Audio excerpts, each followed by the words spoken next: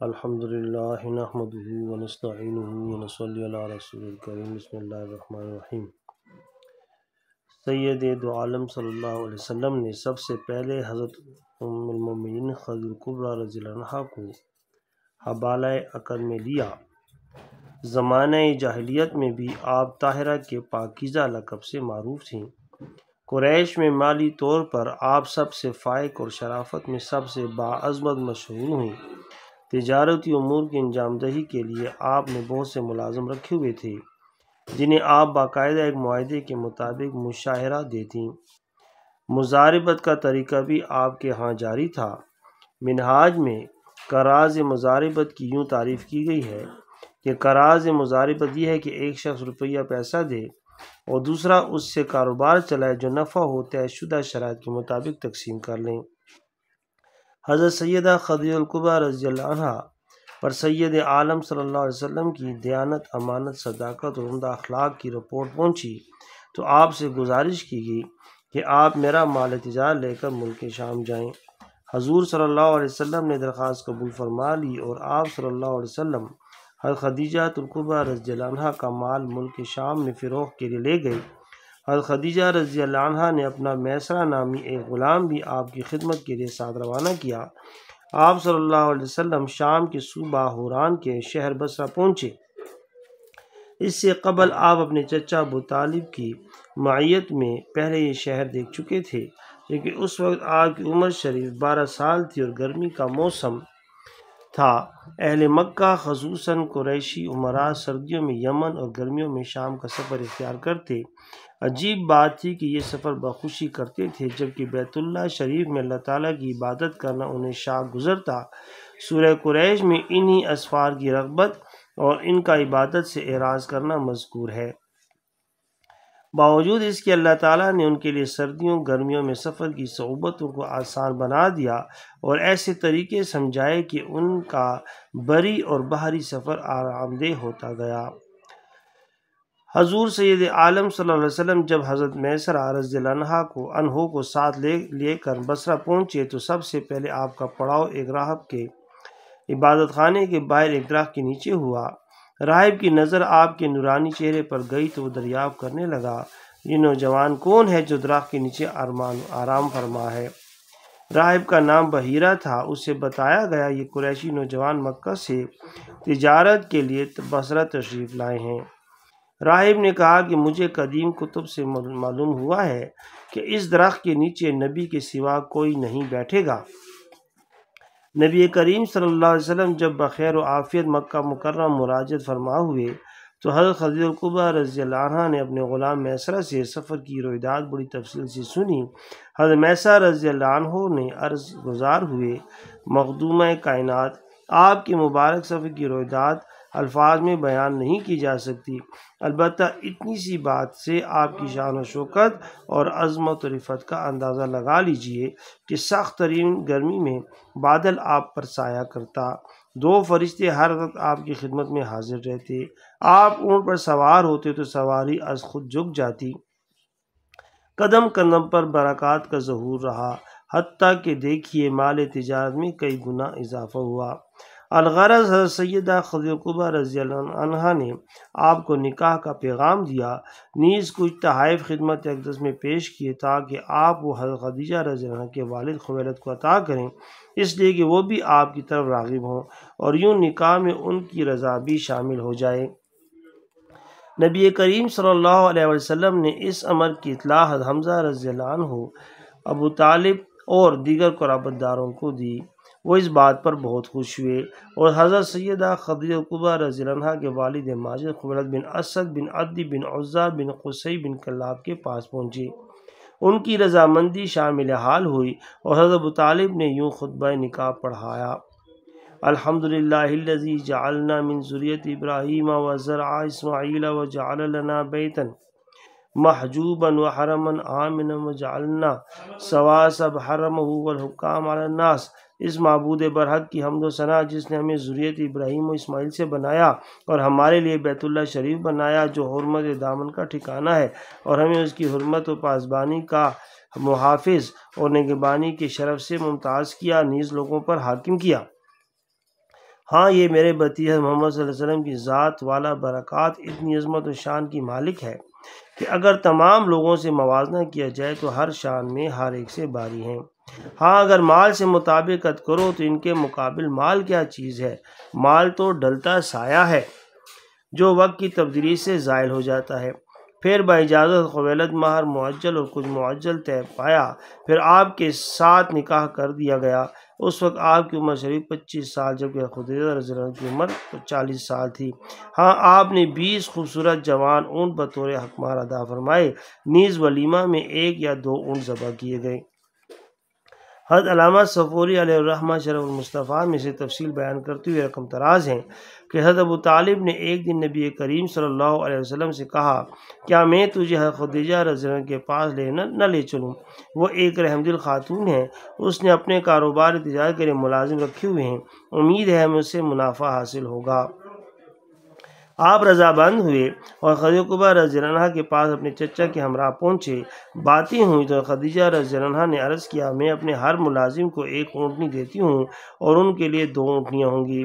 پھر پروگرام کے مطابق آپ مال تجارت لے کر شام کی طرف روانہ ہوئے، جبکہ آپ رضی اللہ عنہا نے خدمت کے لیے حضرت میسرہ رضی اللہ عنہ کو ساتھ کیا۔ نیز حضرت ام المؤمنین رضی اللہ عنہا نے تاکید فرمائی کہ آپ کی خدمت میں قطعاً فرق نہ آنے پائے اور جو واقعات ظہور پذیر ہوں انہیں اچھی طرح ذہن نشین کریں۔ یہاں تک کہ آپ شام پہنچے اور بحیرہ راہب کے عبادت خانے کے قریب قیام فرمایا۔ بحیرہ نے میسرہ سے پوچھا، تم کون ہو؟ وہ عرض گزار ہوا، میں حضرت خدیجہ رضی اللہ عنہا کا غلام ہوں۔ پھر وہ آپ کے پاس آئے اور آپ کے سر اقدس کو چوم لیا۔ عربی کلمات ملاحظہ ہوں۔ فدنا من محمد وقبل رأسه وقال آمنت بك ثم قال يا محمد رأيت منك العلامات كلها إلا واحد فاكشف لي أن كشفك وكشف له فرعى خاتم النبوة۔ پھر وہ آپ کے قریب آیا، حضرت سر اقدس کو چومتا ہوا پکار اٹھا، میں آپ پر ایمان لایا۔ نیز کہنے لگا، یا رسول اللہ علیہ وسلم، میں آپ کی تمام علامات کو دیکھ چکا ہوں، البتہ ایک علامت باقی ہے، وہ یہ کہ آپ اپنے شانوں سے کپڑا ہٹائیے۔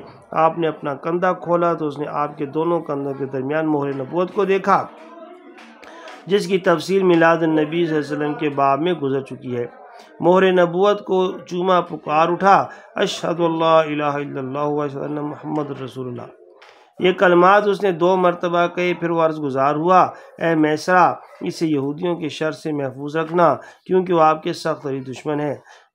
در زمین میں اس راہب کا نام نستورہ درج ہے۔ ممکن ہے ایک نام ہو اور دوسرا لقب، پھر شہرت کے باعث دونوں ہی علم بن گئے ہوں۔ جب آپ مکہ مکرمہ مراجعت فرما ہوئے تو میسرہ آپ سے عرض گزار ہوا، حضور آپ از خود مال تجارت سے کثیر ترین نفع کی بشارت اور خدیجہ کبریٰ رضی اللہ عنہ کو دیجیے۔ چنانچہ آپ خوشخبری سنانے اس انداز میں چلے گئے۔ خدیجہ کبریٰ رضی اللہ عنہا نے آپ کو اونٹ پر سوار دیکھا، آپ کے دائیں بائیں 2 فرشتے ننگی تلوار لے حفاظت کر رہے ہیں اور آپ کے سر اقدس پر بادل سایہ کناں تھا۔ آپ کا شانہ طاہرہ پر جلوہ فرما ہوئے اور منافع کی بشارت دی۔ انہوں نے خوشی کا اظہار کرتے ہوئے عرض کیا، آپ میسرہ کے ہاتھ تشریف لے جائیے، فرمائیے وہ میرے ہاں جلد آئے۔ اور خدیجہ کبریٰ رضی اللہ عنہا کا مقصد تھا کہ جو معجزات وہ دیکھ رہی ہیں ان کی میسرہ سے تصدیق ہو جائے۔ جب وہ میسرہ سے بھی یہ امر متحقق ہوا تو نہایت خوشی و مسرت کا اظہار کرنے لگی۔ میسرہ نے اس پر بحیرہ راہب نے جو کچھ کہا تو اس کی تفصیل بھی سنا دی کہ راہب نے کہا ہے، حضرت محمد صلی اللہ علیہ وسلم اس امت کے نبی ہیں۔ بعدہ آپ سے عرض گزار ہوئی، یا محمد صلی اللہ علیہ وسلم، اب آپ اپنے چچا حضرت ابو طالب کے پاس تشریف لے چلیں اور انہیں ہمارا پیغام دیجیے کہ وہ ہمارے ہاں جلد پہنچیں۔ حضرت ابو طالب نے یہ پیغام سنا تو پریشانی کے عالم میں گمان کرنے لگے، شاید حضرت محمد صلی اللہ علیہ وسلم کو میرے پاس واپس بھیج دیں، ممکن ہے تجارت میں کوئی بات واقع ہو چکی ہو۔ حضرت ابو طالب حضرت خدیجہ کبریٰ رضی اللہ عنہ کے پاس آئے تو فرمانے لگیں، برائے کرم آپ میرے بھائی عمر کے پاس جائیں، انہیں کہیں وہ میرا نکاح محمد صلی اللہ علیہ وسلم سے کر دیں۔ ابو طالب ان کے بھائی کے پاس پہنچے تو انہیں نشے سے سرشار پایا اور انہوں نے کہ آپ صلی اللہ علیہ وسلم سے نکاح کی اجازت دے دی۔ گزشتہ یہ بات واضح ہو چکی کہ جو شخص نشے میں چور ہو بشرطے کہ اس نے شراب اپنے اختیار سے حرام سمجھتے ہوئے بھی پی لی، تب بھی اس کی طلاق، نکاح اور تمام افعال و اعمال میں تصرفات کا حاصل گردانا جائے گا، اگرچہ اس کے نفع و نقصان کے لیے ہو، سبھی باتوں پر حکم نافذ العمل ہوگا۔ ایک کتاب میں لکھا ہے، مصنف فرماتے ہیں کہ اس نے عقاق الحقائق میں دیکھا جب نبی کریم صلی اللہ علیہ وسلم نے خدیجہ کبریٰ رضی اللہ عنہا سے نکاح فرما لیا تو حاسد باتیں بنانے اور کہنے لگے، محمد صلی اللہ علیہ وسلم ایسے فقیر سے اتنی امیر ترین خاتون نے کیسے نکاح کر لیا؟ جب یہ خبر سیدہ طاہرہ رضی اللہ عنہا کے کانوں تک پہنچی تو انہیں اس طعنے پر بڑی غیرت آئی اور تمام رؤسائے مکہ کو آپ نے حرم شریف میں بلایا اور سبھی کو گواہ بناتے ہوئے فرمایا، لوگوں، جتنی بھی میری چیزیں میری ملک ہیں وہ بتمام حضرت محمد صلی اللہ علیہ وسلم کی خدمت میں پیش کرتی ہوں، اگر وہ میرے فقر پر راضی ہوں یہ انہی کا کرم ہوگا۔ لوگوں کو اس پر بے حد تعجب ہوا اور اس اعلان پر وہ خائب و خاسر سر جھکائے نکل گئے۔ نیز آپس میں گفتگو کرتے جاتے تھے کہ محمد صلی اللہ علیہ وسلم تو اب مکہ مکرمہ میں سب سے زیادہ مالدار ہیں، اب خدیجہ جیسا مکہ مکرمہ میں کوئی محتاج نہیں۔ یہ بات خدیجہ کو بے حد پسند آئی۔ حضور سید عالم صلی اللہ علیہ وسلم فرمانے لگے، اس کے بدلے میں طاہرہ کو کیا دوں؟ اسی اثناء میں جبرائیل علیہ السلام حاضر خدمت ہوئے، اللہ تعالیٰ کا سلام پہنچایا اور بشارت دی کہ اللہ تعالیٰ فرماتا ہے اس اثار و قربانی کا صلہ ہم دیں گے۔ چنانچہ شب معراج جب آپ جنت کی سیر فرما رہے تھے تو اس میں ایک عظیم ترین محل دیکھا جو حد نظر تک وسیع و کشادہ ہے۔ اس میں ایسی اشیاء رکھ دی گئی تھیں جو نہ کسی آنکھ نے دیکھی، نہ کانوں نے سنی اور نہ ہی کوئی انسان اپنے دل میں تصور و خیال ہی لا سکتا ہے۔ آپ نے دریافت فرمایا، کس کا محل ہے؟ آواز آئی، حضرت خدیجہ کبریٰ رضی اللہ عنہا کا۔ آپ نے فرمایا، میں انہیں ہدیہ تبریک پیش کرتا ہوں کہ اللہ تعالیٰ نے مال دنیا کے بدلے جنت میں کتنا بڑا محل عطا فرمایا۔ امام محی طبری علیہ رحمہ زہری اور قتادہ رضی اللہ سے مروی ہے کہ عورتوں میں سب سے پہلے خدیجہ رضی اللہ عنہا ایمان لائیں۔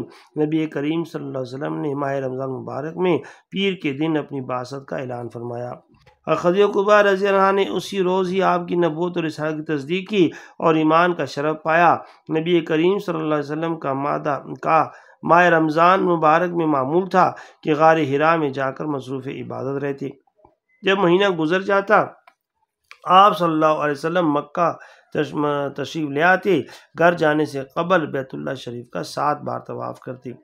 جس سال آپ مبعوث ہوئے اور اعلان نبوت و رسالت کا فرمان جاری ہوا اس وقت آپ غار حرا میں جلوہ افروز تھے۔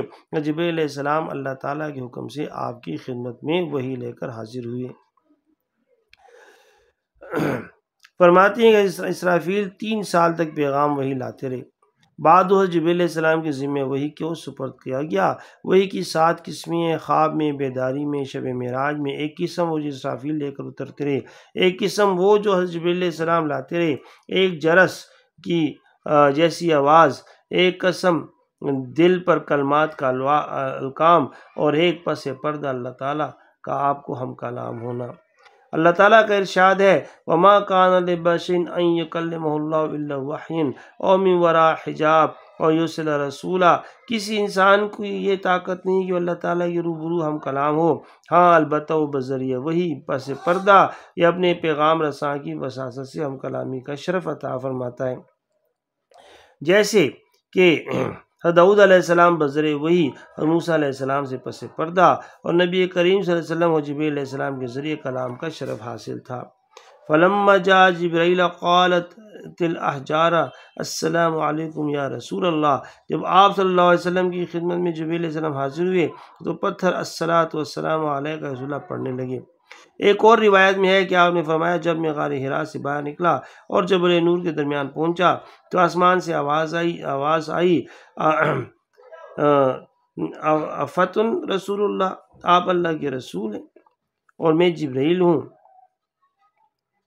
انت رسول اللہ، انت رسول اللہ، آپ اللہ کے رسول ہیں، میں جبرائیل ہوں۔ اسی اثناء میں نے آسمان کی طرف نگاہ اٹھائی، جبرائیل علیہ السلام کو آسمان کے کنارے پر دیکھا۔ مجھ پر ایسی کیفیت طاری تھی کہ چلنے پھرنے کا تصور میں ہو گیا۔ چنانچہ خدیجہ رضی اللہ عنہا نے میرے پاس قاصد بھیجے، چنانچہ میں انہیں چھوڑ کر اپنے گھر پہنچا۔ حضرت خدیجہ رضی اللہ عنہا نے دریافت کیا، آیا یا ابا القاسم این کنت، اے ابو القاسم آپ کہاں تھے؟ اللہ کی قسم میں نے آپ کے لیے قاصد بھیجے تھے۔ آپ نے تمام کیفیت بیان فرمائی تو خدیجہ کبریٰ رضی اللہ عنہا نے عرض گزار ہوئیں، آپ ثابت قدم رہیے اور سنیے، جس کے قبضے قدرت میں خدیجہ کی جان ہے، اسی ذات اقدس کی قسم آپ اس امت کے نبی ہوں گے۔ اس نعمت پر میں آپ کی خدمت میں ہدیہ تبریک پیش کرتی ہوں۔ بیان کرتے ہیں کہ نبی کریم صلی اللہ علیہ وسلم نے خدیجہ کبریٰ رضی اللہ عنہا عرض گزار ہوئیں، یا رسول اللہ، جب جبریل علیہ السلام آپ کی خدمت میں حاضر ہوں تو مجھے بھی دکھائیے گا۔ چنانچہ حضرت جبریل علیہ السلام آئے تو حضور کائنات صلی اللہ علیہ وسلم نے فرمایا، خدیجہ جبرائیل ہیں، ادھر آئیے اور میری دائیں ران کے قریب بیٹھ کر دیکھ لیجئے۔ چنانچہ انہوں نے ایسے ہی کیا۔ آپ نے دریافت کیا، تم جبرائیل کو دیکھ رہی ہو؟ عرض کیا ہاں۔ پھر آپ نے بائیں طرف کہا، ادھر دیکھو۔ پھر سامنے کی طرف سے دکھایا، آپ کہتی جاتی تھی میں نے دیکھ لیا۔ خدیجہ رضی اللہ عنہا نے جبرائیل علیہ السلام کو دیکھتی عرض کیا، یا رسول اللہ، یہ واقعی جبرائیل ہیں، شیطان ایسی صورت اختیار نہیں کر سکتا۔ پھر خدیجہ رضی اللہ عنہ نے لباس تبدیل کیا اور اپنے چچا زاد بھائی ورقہ بن نوفل کے پاس گئیں، ان سے آپ کی تمام کیفیت بیان کی۔ وہ بولے، خدائے قدوس کی قسم جس کی قبضے قدرت میں میری جان ہے، خدیجہ، اگر تم ان باتوں میں سچی ہو تو سمجھ لو یہ وہی ناموس اکبر آئے تھے جو موسیٰ علیہ السلام کے پاس آیا کرتے تھے۔ ثم قام ورقہ رضی اللہ تعالی عنہ الیہ النبی صلی اللہ علیہ وسلم قبل راسہ، پھر حضرت ورقہ بن نوفل آپ کی خدمت میں حاضر ہوئے، آپ کے سر اقدس کو چوم لیا۔ محمد بن اسحاق بیان کرتے ہیں، نبی کریم صلی اللہ علیہ وسلم جب کوئی ایسی بات سماعت فرماتے جو باعث تکذیب و استہزاء ہوتی تو آپ کو نہایت ناگوار گزرتی۔ اس کی شدت و تکلیف کو رفع کرنے کے لیے اللہ تعالیٰ نے خدیجہ کبریٰ رضی اللہ عنہ کو معاون بنا دیا تھا۔ جب آپ گھر آتے تو باتوں ہی باتوں میں خدیجہ کبریٰ رضی اللہ عنہ اس تکلیف کو دور فرما دیا کرتے ہیں۔ خدیجہ رضی اللہ عنہا کی عظمت و کرامت میں سے یہ بھی ہے کہ نبی کریم صلی اللہ علیہ وسلم کے وسیلے سے جبریل علیہ السلام آپ کی خدمت میں سلام پیش کیا کرتے، تو آپ جواباً فرماتی ہیں، اللہ تعالیٰ سلام ہے اور یہ سلام اسی کی طرف سے ہے، میری طرف سے بھی جبریل علیہ السلام کو سلام ہو۔ جبریل علیہ السلام ایک دن بارگاہ رسالت سے آپ صلی اللہ علیہ وسلم میں حاضر ہوئے اور عرض کیا، میں سدر منتہا سے کبھی نیچے نہیں اترتا مگر اللہ تعالیٰ کو حکم ملتا ہے، جبریل جائیے اور خدیجہ کبریٰ رضی اللہ عنہ کو میرا سلام پہنچائیے۔